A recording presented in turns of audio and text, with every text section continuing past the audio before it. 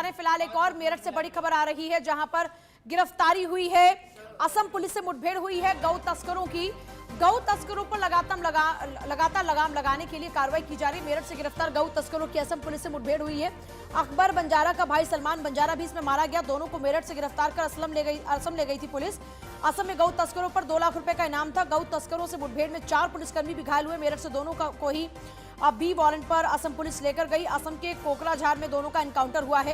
ये देखिए बहुत बड़ी खबर अपने आप में है, एनकाउंटर हुआ है। और यूजुअली आप देखते हैं कि एनकाउंटर्स की खबरें अब बहुत कम आती हैं, लेकिन असम के अंदर भी एनकाउंटर अब तेजी के साथ जारी है। मेरठ से गिरफ्तार गौ तस्करों की असम पुलिस से मुठभेड़।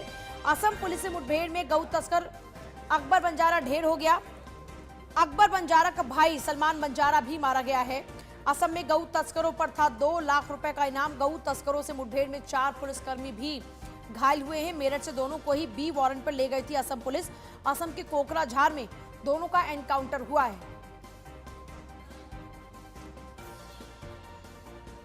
अतुल शर्मा मेरठ से मेरे साथ मेरे सहयोगी हैं। अतुल, इस पूरे मामले पर जानकारी चाहेंगे आपसे। देखिए पूजा, मेरठ से 3 गौ तस्करों को गिरफ्तार किया गया था, जिसमें आसाम पुलिस पिछले कई साल से लगातार जो अकबर बंजारा है उसकी तलाश कर रही थी, लेकिन उसके बावजूद भी आसाम पुलिस के हाथ अकबर बंजारा नहीं लग पा रहा था।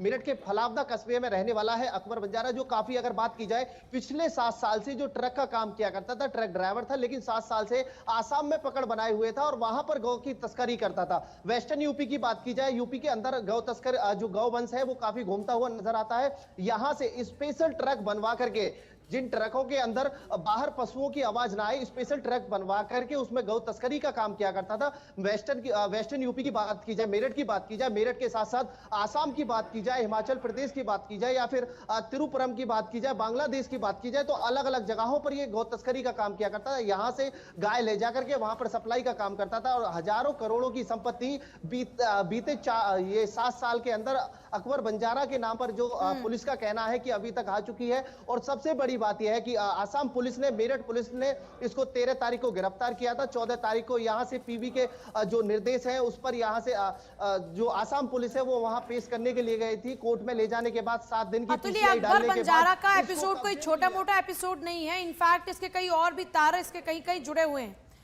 उस विषय पर कोई जानकारी है खास आपके पास में अतुल?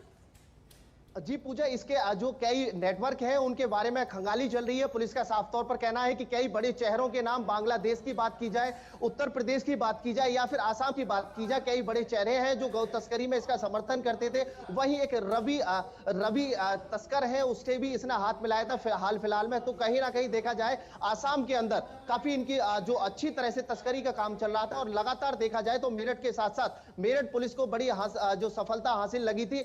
फलावदा कस्बे के अंदर बीते हफ्ते ही अकबर बंजारा यहां पहुंचा था और पुलिस को सूचना मिलने पर पुलिस ने 2 गाय के साथ इन तीनों भाइयों को गिरफ्तार किया था, जिसमें जो पुलिस के द्वारा बताया जा रहा है फिलहाल कि आसाम पुलिस ने आकर के यहां पूछताछ की और पूछताछ करने के बाद 2 लाख का इनाम मेरठ पुलिस को सौंपा था। क्योंकि काफी दिन से, लगातार कई साल से, 2-3 साल से लगभग जो पुलिस है, आसाम पुलिस है, वो अकबर बंजारे की तलाश कर रही थी। लेकिन अकबर बंजारा अपने इतने हाथ पैर फैला चुका था कि उसकी जो तलाश है पुलिस के लिए काफी मुश्किल हो चुकी थी और पकड़ने में नहीं आ पा रहा था।